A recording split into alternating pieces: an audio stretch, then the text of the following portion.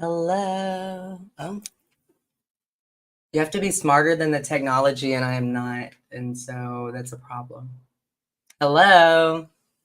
How is everybody? You can't answer, but I can see Paul's face. So we do have a guest tonight for a masterclass, and that is Paul Savage, who is super famous, and so everybody knows Paul. And we'll introduce him later. The co-host, Miss Gemini, is not on yet, and so we might just skip to Paul first. But we'll just add him. Why not? Hello. Hey, how are you? I'm Peachy. How are you? I didn't get a chance to look at my hair before this, so we'll adjust as we're going. But it looks like we're matchy today, which is great. Oh yeah, we didn't plan that at all, right? No, we really didn't, but everybody's gonna think we did. We did, but we'll make it like. Yeah. So Gemini's gonna be on. She's so excited to talk to you. Oh, here she is. Yeah. Hello. I was just saying how excited you are to talk to Paul. Yes, how are you doing, Boom? I'm good. How are you? Doing good. Getting everything set up. Don't do each other. I guess everybody knows each other. Are you wearing pink, Gemini? No, it's just my little chain shirt. Paul and I guess we're cooler than you are. She didn't get the memo. It's okay. I didn't get the memo. She did not.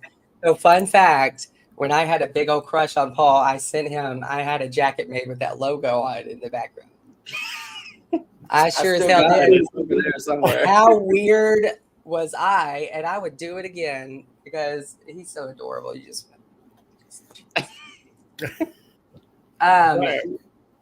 So Paul, do you want to go off and we can do just our normal hot topics, or do you want to be on for them? Because Gemini, she's a little crazy. She's a little I'll what? let y'all go off and do that, and then we'll come back. Yeah, it'll only be a few minutes because I have to cut her off sometimes because she starts talking about me. I'm not that horrible of a person. I'm having to deal with everyone and their mom fighting right now. That's my hot topic for the week. I wish drag queens could all be friends. So, Mr. Paul, and in edited version, this first little part would never be there, so we're good. And I will see you in a minute. Oh, yeah, we're fine. I'm not worried about it. And it literally takes me a minute to take you off. Okay, there we go. Hello. Hello, how's it going? Well, it's going. Tell me how you're doing. What's going on? My hot topic of the week. Okay, we'll go for it. The drama of everything. There's so many events starting to happen in Longview, with Pride coming up and everyone getting ready for Pride. And it's just, oh my geez, Louise. There's just so much drama with it all. I'm just trying to coop my life right now. Trying to deal with my own things, like my new glasses. Do you love them? I was about to say, something's different here. I got my new glasses, so I'm excited. I love them so very much. I don't know what that was, but something was different. I was like, that's not a new background. Nope, not a new background. Same old Gemini backgrounds. So Pride, last night, when I woke up, I watch news a lot. And so I was watching NBC, and they just kept talking about how there's threats to Pride this year. And the United States government is putting that out, and they always put out a level, but this year it's higher, and they're saying it's from ISIS. And I haven't heard of ISIS in forever. I haven't heard anything about ISIS, just your same old dumb rednecks that I'm used to. Well, the dumb rednecks don't scare us. We're from East Texas. Exactly. But they do scare us still sometimes. They do? Yes, girl. They can get crazy. I don't know. Oh, okay. So you're talking about the rednecks on the crystal meth. Now, those you cannot take. But the other rednecks, we can totally take those. Yes, absolutely. We don't know how the other ones are going to act. That part. And you never know if you're going to have those protesters or Well, you're going to always have protesters, right? Exactly. You're always gonna have. Well, I don't know. Last year, since we've been doing it in Mod Cop, we haven't really had protesters. Sorry, my eyes are real puffy. I haven't been out of bed in 8 days. Is what it feels like. But I have been. But I haven't. Oh, I was about to say, is that your way of telling me that I look puffy? Because I did not get to look in No, the you don't mirror. look puffy at all. I just know I look puffy as shit right now. Just because, legitimately, I've been working from home a lot right now. Hmm. And then I've just kind of got up and done a little bit of marketing with the home health and stuff, but not a whole lot. Hmm. Just trying to lay low at the moment because they're remodeling my office. There's not a whole lot for me to do at the moment. So Must be that's what I'm nice. doing. And so they are looking for a marketer. That's crazy because I didn't see that on. No, they're not looking for a marketer. Um, I've had a lot recently, and so I had this weirdest thing, and I guess I'll tell you most of it in private. But I'm just getting these weird cryptic messages from someone in the past, but it wasn't like a relationship. It was somebody that I barely knew that worked under me, and so that is just weird. Not that you're a weird person, don't come get me, but they're sending messages like, are you enjoying this and that? And I'm like, I don't know you. I resigned from my company. But it's cryptic. And so I'm saying that here because if somebody comes to kill me, you know. That's yeah. We need to talk about more of that in private because that makes me kind of concerned. Yeah. Um, So, so moving along. Um, we so talked what's your hot topic of the week or good well, thing? my hot topic of the week is something I've been actually since before we started this show. I've wanted to bring it up to you, and I have not brought it up Okay. because we were learning or whatever. But I want to do an episode because Well, one week, bold. one week I want my inspired to be the whole reason I came up with inspired or irritated was because I wanted to do an inspired over 1990 early 2000s era interviews with divas.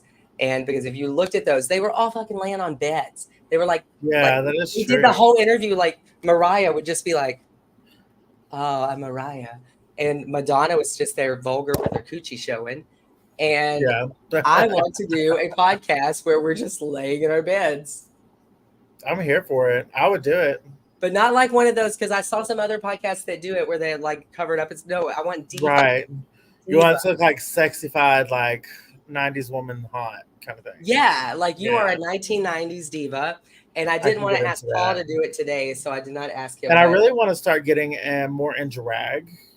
This week, this today, I intended fully on getting in drag. However, I just was not I don't know, the I just motivation figured I wasn't would there, never and get all you in my drag. makeup is still at RMC, so that was the problem. Well, I thought you decided to not do drag on this show, like you would get ready No, for I it. think I want to start doing drag on this show. I mean, why not? I think it adds more fun to it.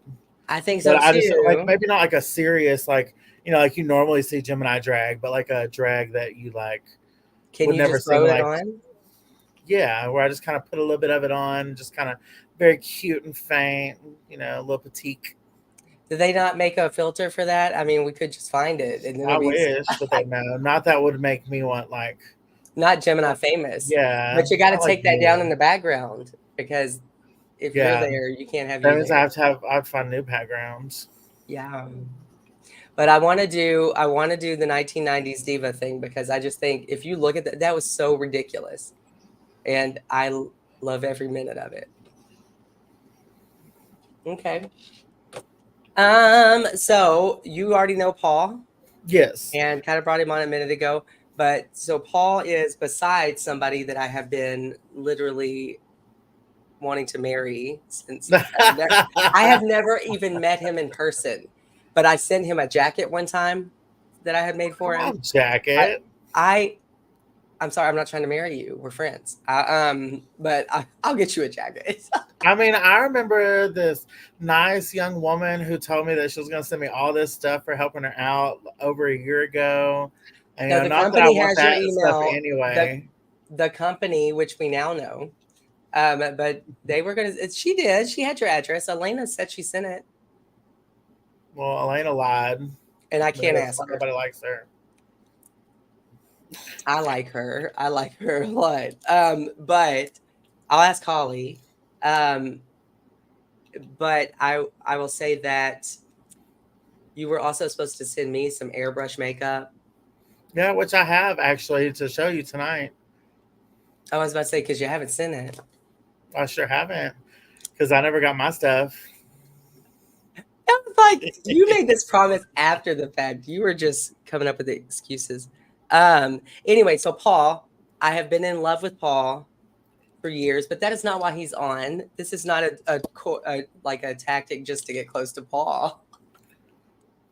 Because I'm not I his love how type. you like smile after that. But no, anyway, so that's how I know him. I never really met him in real life, but I've been inspired over the years about his story. And I was kind of shocked today. I didn't even know he wrote a second book. I guess my algorithm doesn't show me everything because I was amazed doing my research that he had written a second book. So he's a 2-time author. He is so accomplished, owns his own business, which is actually something that would help us. And so that might be something. We may be hiring Mr. Paul. He already told me about some algorithm stuff today, so I thought that was cool. So, okay, so I'm going to welcome Mr. Paul, who I do not have a crush on. That would be weird. Hi. Hey, how are y'all? Good, good. Doing good, doing good. Looking crazy at this angle. Y'all just look all pretty and pink, and I'm just over here like, eh. I know everything's pink. My face, my shirt, lighting. So, I could be the same height as y'all. I felt real short next to y'all. Well, we can change everything. I want to get mine because I'm on this far side, but I lean in a lot. And so I don't know how to use all this. Paul can help us because he does marketing for a living. Yes. And he's like, and he use the programs to make you're doing pretty good. You're doing pretty good. And he agreed to come on this show, which is like, okay, Paul, you're not helping us. We're helping you.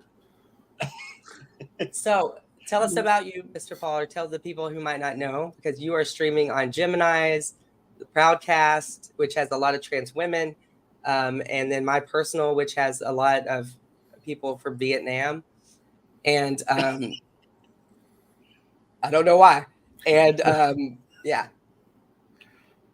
Yeah, so my name is Paul Savage. I'm the owner of Savage Creative Solutions, a full-service marketing agency here in Shreveport. And then I also run Shreveport Secrets, which is a positive news and kind of hidden gems website for Shreveport Bossier. And then, as you mentioned, I'm an author and have published a couple of books as well. Which he modeled for the first one.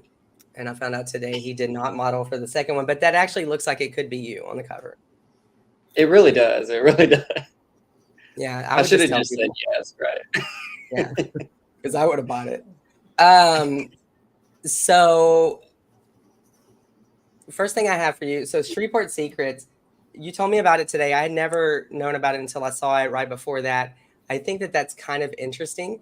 And so do you want to kind of explain what that is? And yeah. So Shreveport in particular, I guess you could say, because I live here, I noticed it, but it's probably not specific to Shreveport. But the media tends to be very negative in what they report, and it often tends to be the things that will get the most clicks, the most engagement, and that sort of thing. And it's led to a really negative perception of our city online that isn't necessarily accurate when you come here and visit with the people here and experience the things that we have to offer. And so I wanted to kind of counteract that social negative perception, as well as kind of the SEO or search engine side of all those negative articles when people search Shreveport. And so I started Shreveport Secrets as a means of sharing only positive news and kind of hidden gems in our community to help people truly see all the positive things and the great things that we have here. Because we really do have a lot. We have a lot of what Dallas has and several other larger cities without the traffic and without kind of a lot of the other hassles that a lot of the bigger cities face.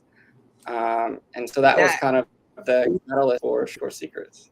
Now, Jim and I, both being from East Texas, I didn't grow up in Longview, but I grew up in the Lufkin area, and we would always go to Shreveport. But you would never make that decision at a good hour. It was not a planned thing. Right. And so when I think about those times in Shreveport, I think, oh my God, thank God that I made it, whatever. But I can't imagine how many people did not have such a good experience. And I also I know you heard this, right? She's been here and she didn't even let me know she was here. But what I'm saying that stop it, because I already be marrying you in my head. And I just spoke Cajun. Can't take her anywhere. But listen, no way.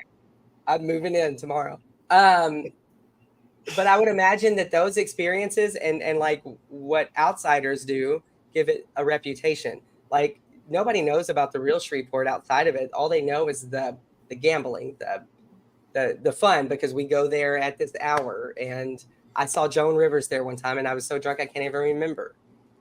How can you not remember meeting her? I remember I went there and I did not get to see Paul. Solid save. Yeah. I was like, where's Paul? But I would imagine like most of the reputation about Shreveport isn't from Shreveport. Exactly. And the majority, social media has done a really good job of giving a minority group a voice, but in some respects, giving a megaphone to a small group of people can also have a detrimental impact too. And that's what I was seeing in our city, was that a handful of people were the ones holding the megaphones, and then that was drowning out all the positive things that we had. I mean, we have a symphony and an opera. What mid-sized city like Shreveport has, and you can get to it at an affordable price without the traffic. I mean, it's things like that that set Shreveport apart from other areas. Being from the other side of the lake, because in East Texas, I always tell people we're the same. We're from Louisiana too. We're just on one side of the lake, and we have better roads. I just made a joke about better roads, but I know that everything in Louisiana has a lot of culture, and I think that's really cool. What I want to know is, how do you think Bossier feels? Because nobody knows how to spell it. Nobody says its name anymore. I mean, it must be pretty butthurt.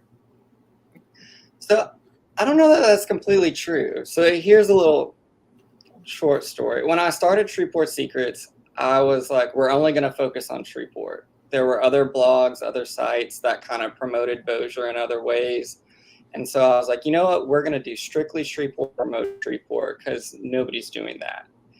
And the farther I got into it, the more I realized that they're sister cities. You can't coexist without the other. What makes Bossier great is Shreveport, and what makes Shreveport great is Bossier. There's things that each offer that you can get right across the river in 15 minutes. And it's both cities and their proximity to each other that makes our area great. And it's like Dallas, Fort Worth. We kind of did a new Best of Bossier series where we started including Bossier and different things, because Bossier really is a part of Shreveport, and Shreveport really is part of Bossier. Well, now my joke doesn't sound as good, but I think you just found your third book. Your third book is about how they're together, because I've always thought that Dallas, even though Dallas land-wise is big, I've always thought that Dallas, Fort Worth wouldn't be as much without each other. Mm-hmm. Even though Fort Worth kind of gets crapped on. Oh, well, that is your third book. And as your future wife, I think that I just helped you. You're so stupid. And I told him that you were going to be the one acting up earlier. You did. Okay. Well, Jim and I had some questions for you too, but I would like to kind of gear towards what's happened to you the last few years. And so the reason that you wrote the 2 books, it is no small feat to do what you've done. And so how did you find the courage to fight cancer? being somebody that's so public, was that scared for you? Were you scared to be public about this? Because let's not play, in our culture. We post the best pictures. We post how we're physically the best fit. We don't talk about weaknesses because we already get judged. And so you were okay going out there and doing that. And how did you come to that naturally, or? So I think my marketing background probably helped me in that respect to feel more comfortable about sharing so openly. I do it for my business. I'm the face of my business. So in that respect, I'm sharing publicly often. I do it for clients a lot of times. So I think that's probably where, I don't know that I would say courage, but like that courage came from to share that. But there were some people in my families who had a reservation about me being so open and if that was good for me at the time. But it really kind of served as therapy and was my therapy throughout that period, because after the diagnosis, things moved so fast that I didn't really have time to think about anything. I mean, within a matter of weeks, everything, well, really a week, everything was happening. So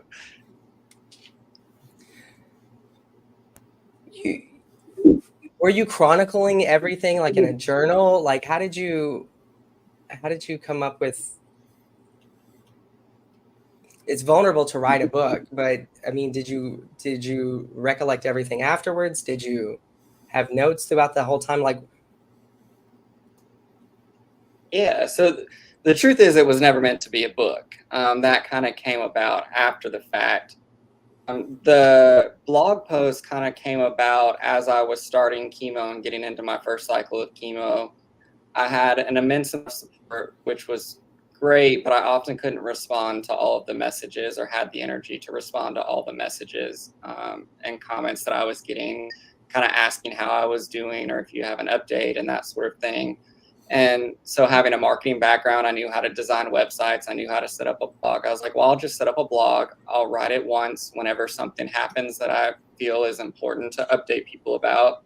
I'll share it as a blog to my social media, and then I can do it once and everybody has an update about what I know, and I'm not having to exhaust myself on top of chemo. And so that kind of started as those blog posts to share updates to people who were supporting me during that time. And then it was about a year afterwards that I was still getting messages from wives, girlfriends, mothers of people who had brothers or sons who were going through testicular cancer. And it was actually one of their idea that you should really publish this as a book. And so then about a year after I had finished chemo, the blog came down and those blog posts were turned into Diary of a Testicular Cancer Survivor. I completely forgot about the blogs, like 100%, because I remember reading those at the time. And I'll let Jim and I ask some questions, but thank you for reminding me of that, because I completely forgot, because that was a cool thing at the time. I mean, not cool, but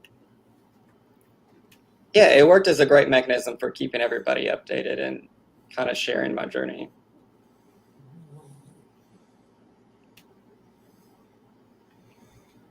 that's you. Is it my turn? Is it my turn now? Yeah, okay. I love your shirt. I almost wore that. But thank you. Paul's It's here. called So. from Temu, so. Wait, I saw a meme. Cheap shit. I don't care. I saw a meme that was like a Kardashian saying, "Just waiting for Timo to sell houses." And I'm telling you though, they're starting to sell like full ass evening gowns and everything. It's crazy. So I guess like my biggest thing with you, Paul, is I just like watching you go through your journey. I was appreciative with how open that you were, because also having had testicular cancer in my life, like I think it was awesome, like seeing someone's story. Not that it's awesome to have it, obviously.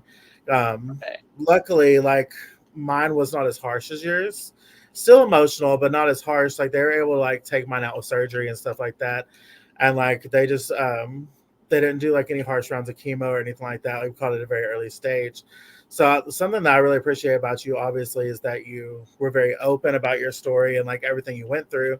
And I think it's important for people that are going through those kind of things, not even just testicular cancer, just cancer in general, because the public, like they think that people who have cancer go through one thing and one thing only, but everyone goes through cancer in a different way, and not everyone understands that. Everyone just automatically thinks like, oh, well, I have cancer, this is how it's going to be, and it's not. Like, everyone has their own story, and that's why I love hearing everyone else's story on how they are. Just like Brittany, my drag mom, she's going through colon cancer right now, and hers is her story. She's feeling fine. Like, she just started chemo this week. They took everything out with surgery, but because there was 3 different kinds of cancers, they wanted to go ahead and do 6 months worth of chemo just to alleviate those risks that were there. So but she feels good enough to go to work. So I mean, it just depends, and I guess like longevity and the serious amounts that you're doing. But I don't know. I just appreciate you coming on here and talking about it as well, because it's just more known to the public, and that we can get your story out there. So I don't really have a whole lot of questions. I just have more so gratefulness. Yeah, well, I like to say I'm an open book, literally. So Right. any questions that anybody has about testicular cancer or my journey or anything like that, I am 100% ears. And I would like to more than know. anything. And Gemini, maybe, and I didn't know this about you, Gemini, until right here, and so you could have said something. How do you find out? Like, was there? It's a weird question, but like, you hear about lumps in the breast for women. How do you find out? And what happens if you don't get a check? Could it last years? Could it? So mine started, I was diagnosed in February of 2020, but it actually started about a year before that. And the best way I can describe it is it started as kind of discomfort, like a testicle was twisted and it wouldn't untwist, is kind of the best way I can describe it. And so I felt like maybe I slept against my pillow wrong or slept wrong, something like that. But after a couple months, when I was going to the bathroom one day, I could tell a noticeable lump in my scrotum. And so that caused me to go get checked out. My blood work came back normal. My CT scans came back normal. And so they just thought it was a clump of cysts, so a larger clump of cysts than they had typically seen. But they gave me some antibiotics and basically said, let us know if anything changes or, what happens. After a few months, it was getting bigger and causing more discomfort. And so I went back a second time, and that was when they said, yeah, your CT scan showed signs of cancer, and we think you should have an orchiectomy or removal of a testicle right away. Well, I was 27 when I was diagnosed. I was like, he told me if I wanted a second opinion, I could get one. I was like, yeah, 27, I'm going to get a second opinion. So I got a second opinion from, it actually ended up being 3 other doctors. And so all 5 doctors agreed that it was testicular cancer and that I needed to have Paul, it out. what were you going to do by number 5? Were you just not going to believe the other 4? Girl, they were all in the room at the same time. So it was like 2 doctors and 2 students, which was super awkward at the beginning of my journey. But you asked them all. You're like, there's like 4 people in the room with you, but no, I'm fine. But at the same time, I was like, okay, all 4 of y'all say the same thing. You sound like you have my level of denial there, and I like that. Probably. My story is very kind of the same as that, except mine was Valentine's Day, and I had to have surgery the same day. On Valentine's Day, they took my testicle out. I was like, fuck it. Let's do it. You had hospital food on Valentine's Day? No, you couldn't have hospital food on Valentine's Day. I couldn't have hospital food on Valentine's Day. The day after you got people kept bringing me stuffed animals, and I woke up out of surgery pissed off because I didn't realize that having a testicle removed means that I had to have a catheter, and I never had a catheter before. So funny story, I was like waking up out of surgery groggy as shit, just I have to pee, like trying to get out the bed. So I'm strapped to the bed as I'm getting wheeled around the corner. My mom and my boyfriend at the time standing right there just looking at me, and I said, stop looking at me. I was horrible. It was the worst thing ever. And then my mom handed me the stuffed animal. I'll never forget. I still have the stuffed animal. It's a little teddy bear with a little heart on it. And I just chunked it back at her. I said, I want a fucking stuffed animal. I have to pee. So, but needless to say, it was not great coming out of that for sure. But happy Valentine's Day.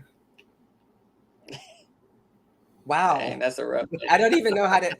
You can't top that, Paul. In fact, we're gonna let you go. And I'm kidding.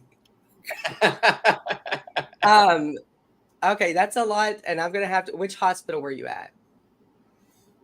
Me, I was at ATMC in Tyler before it was UT. Okay. Okay. I was about to say Because I don't Good know who their Shepherd did the provider. same thing, kind of like what Paul went through. Did all the tests, nothing showed up.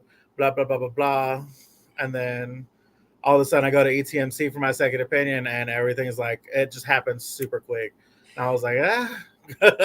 So my grandmother, she was diagnosed, and she got, like, I think it was already stage 4. It was very developed in lots of parts of her body. She chose not to fight it, and she had a few months, but that could have been diagnosed so much sooner. And I always wondered, like, what made her. I think she might have been at the hospital for something else, and like for somebody else, and a doctor said, "Oh, get this checked." But how long could you have gone? And how many people out there do you think have been living with this for a year, 2 years, 5 years? Like, And that's the thing, because I was following the best diet I followed. I was on the best gym routine I'd ever been. I was probably in the best well, you were shape. 27 and gay. Yeah. And I had no idea that I had cancer. I could have continued who knows how many months it spread before I had found out, if there wasn't that visible sign, because physically I felt fine, which is kind of the scary part of you have like this deadly disease, but you feel just fine. And so it's almost kind of a trance of you're going through all of these motions, but do I really need to go through them? Like, I know I need to go through them, but it's like a weird mental Would I be thing. okay You if feel fine, but knowing that something else could happen. Like, Yeah, no, I get that thought. There's a lot of people out there that think, well, hey, maybe if I don't treat my high blood pressure, it is fine. If I don't treat my HIV, it is fine. And you have those people like that live that way. And so I can get that. What my question there would be is,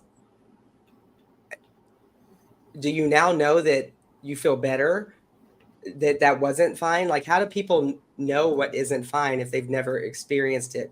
And then that turns into, do they check for everything when you go to a checkup? How do they know to check for certain things?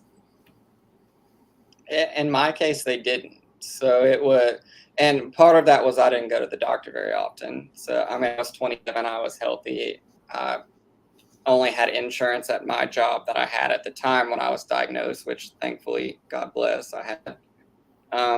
But before that, I didn't have health insurance. So I was like, you know what? I'm 27. I'm healthy. There's no need to go to the doctor, and quote, waste money, if you will, is how I thought of it at the time. But it is weird because I never truly felt like I had cancer. I would get somewhat sick from the chemo drugs, but in my mind, that was attributed to the chemo drugs. I had a harsh recovery from surgery, and in my mind, that was attributed to the surgery. Like, I never felt like I truly had cancer. And so that has been a mental block for me in some respects, especially when people are like, oh, you're a cancer survivor, or you're a cancer warrior, or something like that. Like, I never felt like I really went through a battle per se to feel like I justified that title. And so that's kind of one of those blocks as well, I guess you could say. Why the second book? Like, what? Because I didn't know about the second book till today, so I will announce that I have no idea what I'm talking about here. So I would like to know what else needed to be said that I'm going to read, and then why.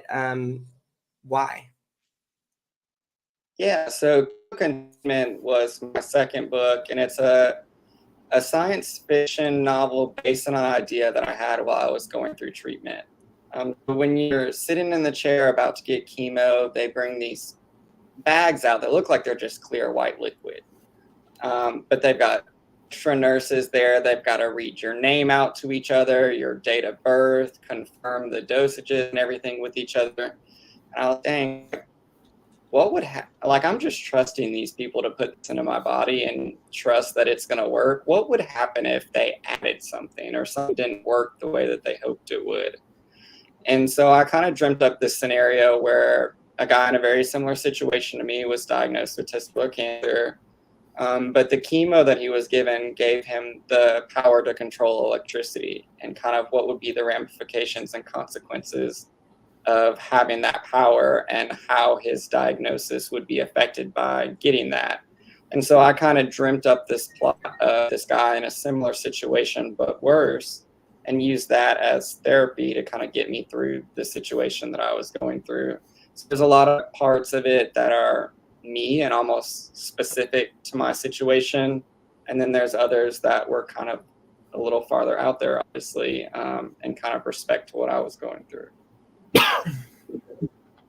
Okay, cool. And again, I'm sorry, I had no idea.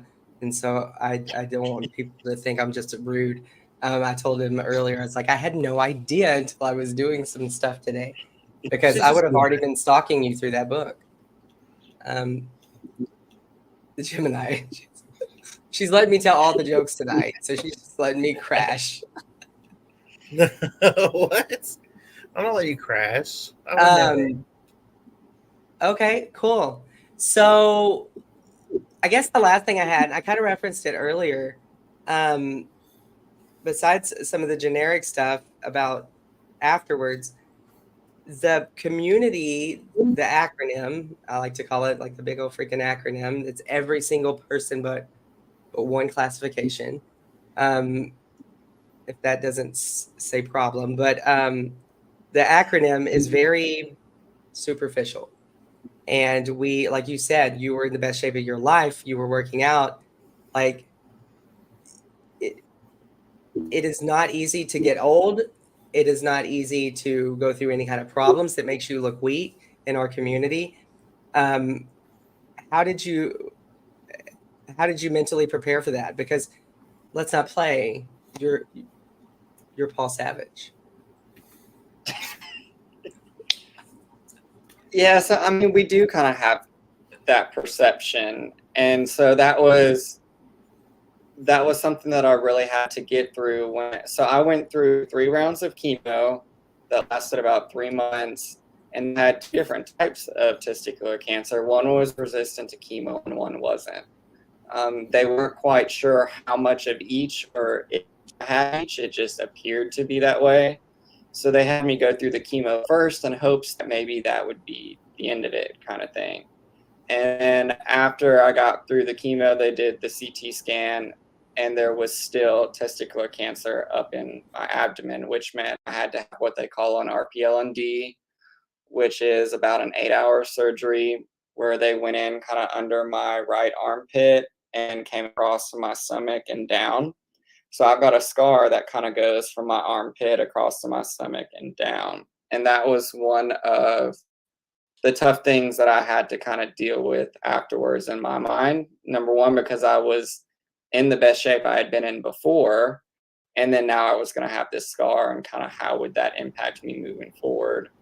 And then even after I healed from the surgery, I ended up forming a hernia, which of course gave me another kind of mental hurdle of, You went from like it's the not most health to the weak. like, and kind of coming to terms with that was a little rough. But I don't know. I think in a way the blog posts were not only a blessing for others, but for myself as well, because everything moves so fast when you're going through that it was a reminder to me and showed me how far I had truly come in a short period of time too. And it was seeing how far I had truly come that allowed me to give myself grace about the body and the place I'm in now. I find that I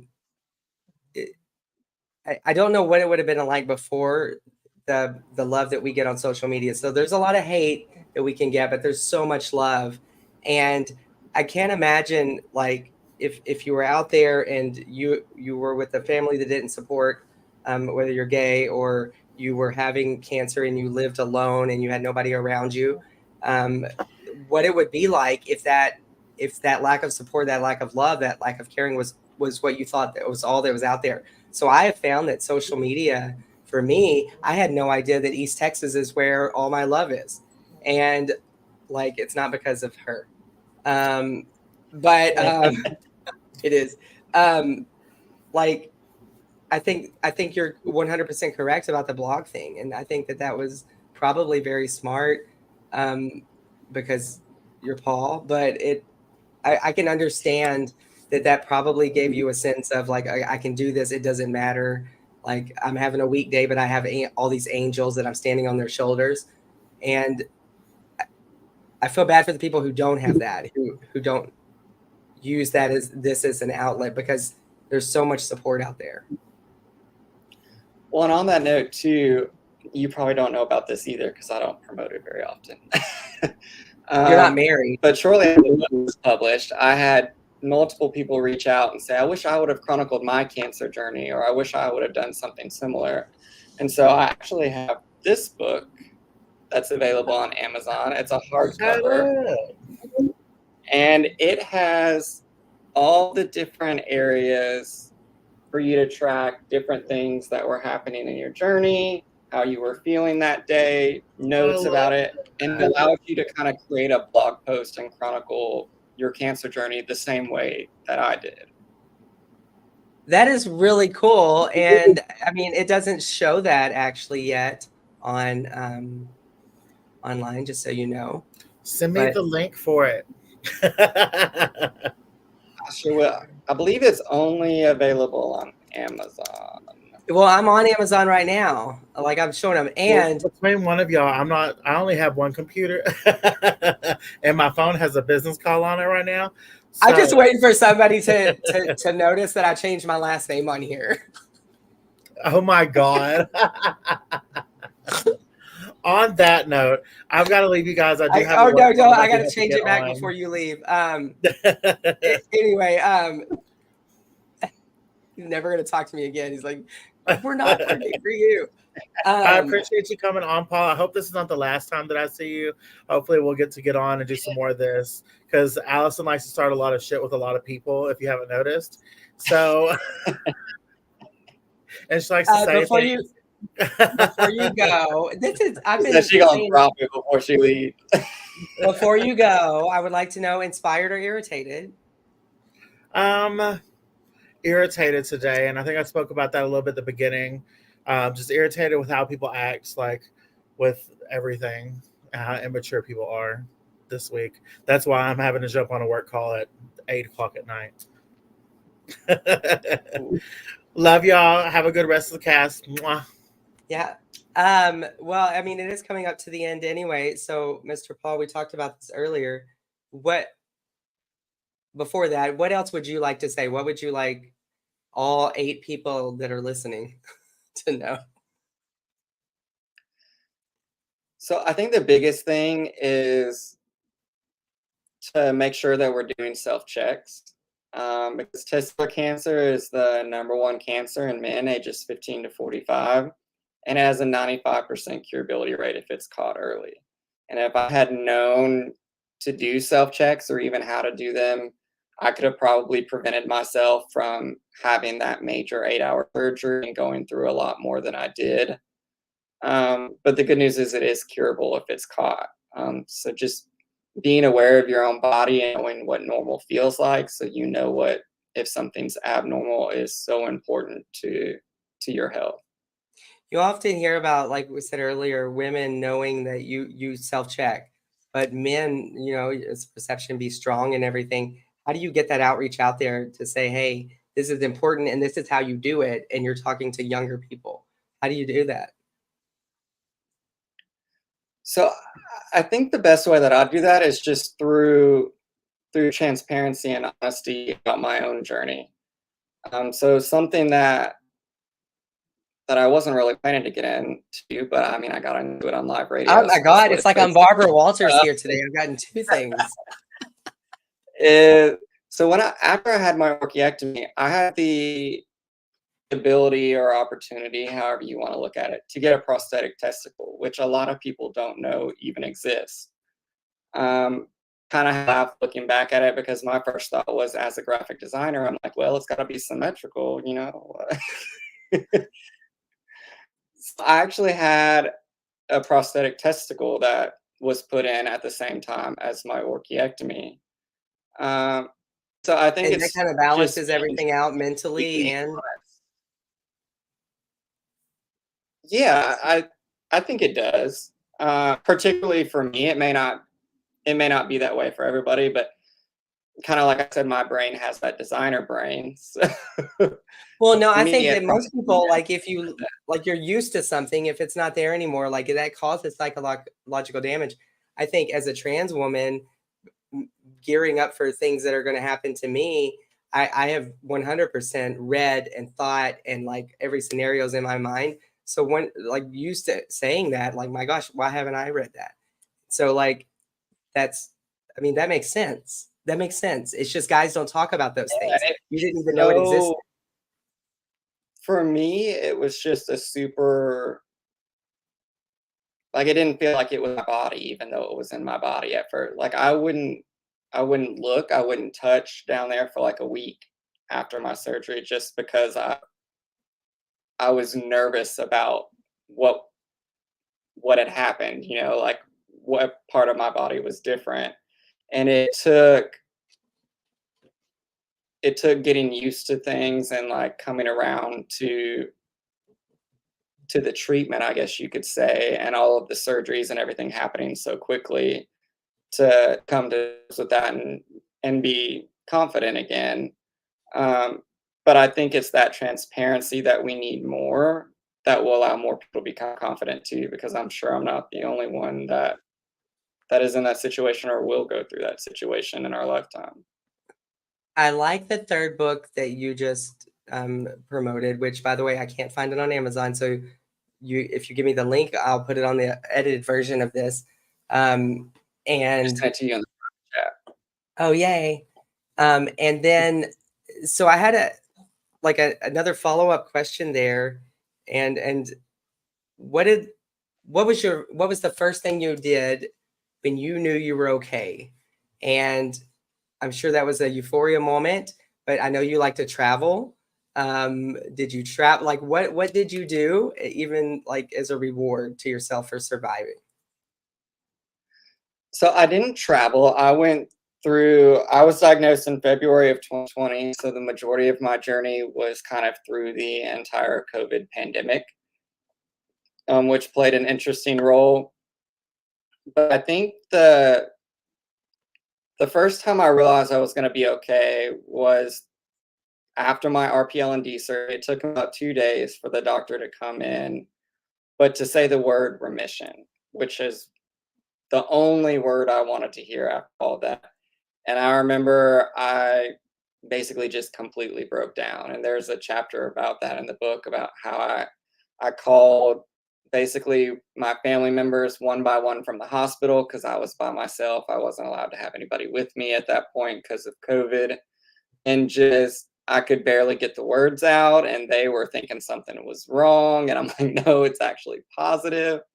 But that was just probably the most emotional part of that journey, was finally hearing the words remission and that they were able to get it all. The last thing, because you're going to make me cry, but you mentioned the other day about this time of year when you go for your checkup, because you do hear about people going into remission so much. What, somebody that's never had cancer, that will go get checked now. I don't know if there's ways to, when you're cured of it, or when it's gone, is it gone forever? How does it come back? Like, what can you do? Do they tell you what to do? And why do you have so much anxiety? Is it just a mental thing? Do you know that you're healthy going in? Like, So the doctor split it, there's a single digit chance that it would come back. But I've always kind of joked that I'm percent small, just because of the small percent chance of getting testicular cancer, the small percent chance that it had spread before I caught it. It seemed like every everything that could happen had happened, is the way that I felt at the time. Yeah. So in that respect, what was the second part of that question? Well, how did do they tell you what to look for? Do they tell, is there ways to prevent it from coming back? Because there's no, right? Because there was no There's way not to really a prevent it. way to prevent it, but they do. They had been doing kind of monthly blood checks all the way up until a few months ago, and then now kind of moved to yearly CT scans, which kind of like I mentioned earlier, the blood work never picked up on the cancer even when I had it. So even though they do that every month, that's not really something that I look towards as an indicator. It did make you And feel so safe. having that scan, right, having that CT scan this week for the yearly checkup is the one that I look forward to, if you will.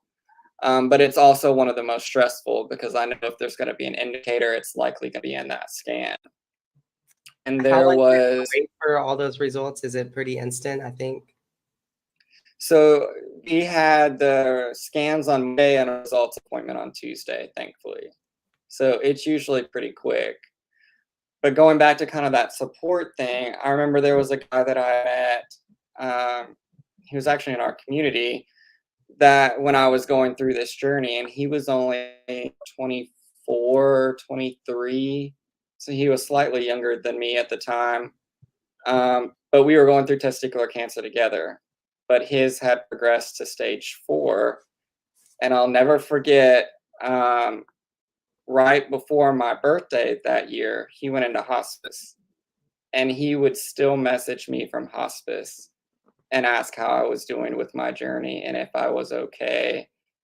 And that was really profound to me. That was a level of support that I wasn't expecting, particularly from somebody going through something that I was already going through and was not uncertain, I guess you could say, of their future. He actually passed away on my birthday, and he had just reached out a couple of weeks before to ask how I was doing. And so it just shows how much support means, that even he in that situation would reach out to me because he was getting support too. And so I think just kind of playing off of that and understanding how much support can help people in any situation, not just in cancer, can have a profound impact on somebody's life. When you think about God, I'm gonna cry. When you think about, like I said earlier, the people in our community, and you know, you're a gay male. I can say, like, I'm a trans woman. Like, you cannot have family in either of those situations, and it can. What he did, he's an angel, and so I don't even know his name, but I'm gonna cry. So that's pretty cool, because it is so important. And if you look back, I did this connection campaign at the holiday. I think it's so important to connect to people, and he connected with you when he knew you needed him, and that's pretty cool. And on that, I think it's worth noting too that kind of talking about some of the stigmas, of course, being in our community and getting testicular cancer, a lot of the assumptions that I got was, oh, you got testicular cancer because you're gay or you're bi, or, you know, like, obviously that's what it was because it related to genitalia, I guess. But it had nothing to do with that. There's nothing that I could have done different to have not gotten it. It was literally a percent chance of me getting it. Even one of my dad's first questions to the doctor was, my dad was a Vietnam veteran and served 2 tours in Vietnam. And so, of course, he was exposed to Agent Orange. And one of his first questions was, did Agent Orange give my son this? And again, the answer was no. It was just a percent chance that I could have gotten it, and I got it. And so I think that perception has been a little difficult to kind of overcome too, because that's what a lot of people think when they find out you're in this community and you have testicular cancer. It seems like You know, this is not going to be solace to you, but I've learned, because I told you earlier, I've become stronger being a trans woman, And what I've learned is I'm not going to change what they think anyway. If they are going to think those things, let them think those things, because if you prove yourself, if you prove the point and say, no, this isn't because of this, they're still going to think about the next thing. Like, you have a runny nose. Oh my God, it's because you're gay. Oh, you tripped. It's because you don't have balance, but you're gay. It could be the most stupid thing. And so you don't listen to those people. You listen to all the people that read your blog. And I think that you are very inspiring. I think you've always been inspiring. Like, I joke about the crush thing. I'm not joking, but I joke about the crush thing. But it's because you do put yourself out there. And you were one of my inspirations. So, as I've always, for the last 2 years, I've said I was a bad gay man. I did not promote and help the community. And I wanted to be a better trans woman. And you were always one of my inspirations, because you didn't care about always looking perfect, although you did. Like, you just put yourself out there because you were real. You live a real life. And I thought that was pretty cool. And so thank you for sharing. Well, thank you. I appreciate that. If you could go anywhere in the world because you like to travel, where would you go? And one day when we're as big as Ricky Lake was, I would say Oprah, but people don't know who Ricky Lake is. She smokes weed up in Oregon or something now. I don't know what she does. But one day we'll send you on a trip when you say that. But for now, where would you emotionally go?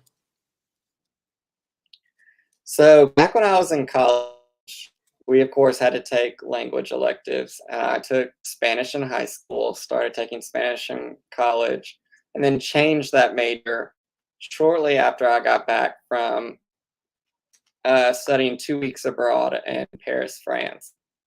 And so I've always said I had an amazing time there. It's such a beautiful country. And I always said I wanted to go back after I finished my language studies. And so now I graduated, that would probably be my next first trip overseas, would be to go back to Paris, France. That would be amazing. And I think that you'll get there. Not right now, though, because a big drug kingpin just got no, seriously, they were transporting him like yesterday, and like there was a shootout, like a movie, and he's no longer going to jail, but there's a massive manhunt. And the French, I was like, they don't do that. So don't go there now because he's free. I know we didn't have that. They were just filming Hunger Games when we were there. Yeah. Oh my gosh. That shows you how long ago it was. I was like, how was the Hunger Games a movie? That is so corrupt and weird. It is, but it's also drawing cool. attention to a lot of things in some ways. Okay, so I'm going to tell you what I'm obsessed with. So I'm inspired, which is you, but also I've been thinking a lot about the best little whorehouse in Texas lately, because I started referencing it for some reason. And then it's made me think, like, okay, Dolly Parton's greatness, but then it's made me think of why the hell did they let that movie be made? Because nowadays there would be so many, like, you can't do this, but that is Texas. Like, we would have a whorehouse. But watch the movie, people. They horrors with morals. I haven't seen a movie. I've seen the musical. But yeah, and so I'm inspired by just the fact that we used to take risk like that, and now you can't. And I think I don't know. For some reason, I'm obsessed with the best little whorehouse in Texas. Now you go, and you're probably going to be all serious. Well, I'm not even gonna lie. I saw that probably back in like 2015, so I don't even fully remember the plot. I remember I enjoyed it. But I didn't either. All you remember is Dolly Parton singing and exactly. and those things. And so, but the fact that there is even a movie called The Best Little Whorehouse in Texas, and Dolly Parton did it, and it was made back in the day, that is, to me, something cool. It is pretty cool. Yeah. Okay. So what has you inspired or irritated? I'm gonna throw a curveball on you because I've got both. Do both. So irritated as a small business owner, wearing all the caps means you're the owner, the designer, and unfortunately the bill collector. And so I've been playing bill collector this week. Also had some really great meetings with some new clients that are coming on board. So I'm inspired about the future, and I know they've all been prayed into our partnership, so they're going to pay their bills, and it's going to be great. Okay, so that puts us out. No, I am. I enjoyed our conversation today. That's another inspired. And so thank you for everything. I think you said that. And that's, I mean, that's a wrap. Is there anything else you have for us? No, I just wanted to You're thank speaking you. to a lot of trans women right now. There's a lot more trans women that watch this than gay men, and I know that's kind of skewed. But if you could say anything to that community, what would you say?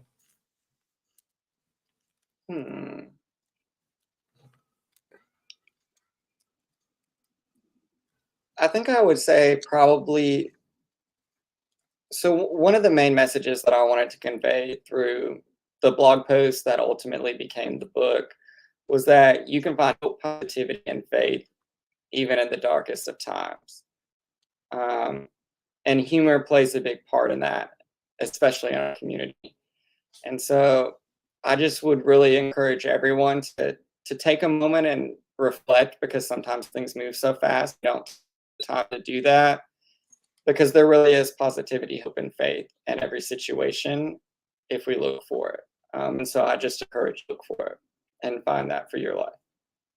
And be the person who calls and checks on people all the time. Like, take the time to do that so that you're helping that come to fruition. Or even send a text. Like, it takes 5 seconds to just show somebody that you're thinking of them or you care. I love it. Well, thank you so much for being on. And I'll tell you later who's going to play you in a movie of your books. But I don't want to embarrass you here. I've already got this thought out in my head. I thought about it today. I'll talk to you later. And bye, everybody. Oh, you have to stay on until it finishes uploading, but you stop. I'll stop it. Okay. You can sign out of the dashboard, but you just stay on the website. Cool. Sounds good.